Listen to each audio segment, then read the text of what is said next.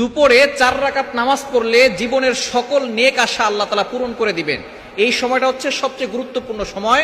নবীজি সাল্লাল্লাহু আলাইহি সাল্লাম এই সময় 4 রাকাত নামাজ পড়তেন এবং নবীজি সাল্লাল্লাহু আলাইহি সাল্লামকে জিজ্ঞেস করা হয়েছিল, শামালে তিরমিজির ভিতরে এসেছে 293 এবং 294 নম্বর হাদিস, আবু আইয়ুব আনসারী রাদিয়াল্লাহু তাআলা তিনি বলেছেন যে নবীজি সাল্লাল্লাহু আলাইহি সাল্লাম ম্যাক্সিমাম সময় এই সময়টা নামাজ পড়তেন।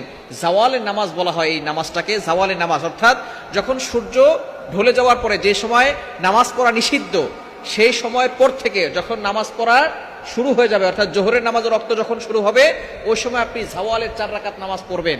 নবীজি সাল্লাল্লাহু আলাইহি সাল্লাম এই সময় 4 রাকাত নামাজ পড়তেন। হযরত আবু আইয়ুব আনসারী রাদিয়াল্লাহু তাআলা তাকে জিজ্ঞেস করলেন, ইয়া রাসূলুল্লাহ, ইয়া হাবিবাল্লাহ, আপনাকে দেখি আপনি এই সময় নামাজ পড়েন, এই সময় কেন নামাজ পড়েন? বলে এই সময় আল্লাহ পাক রব্বুল আলামিন আসমানের সকল দরজাগুলো খুলে দেন। সুবহানাল্লাহ বিহামদি।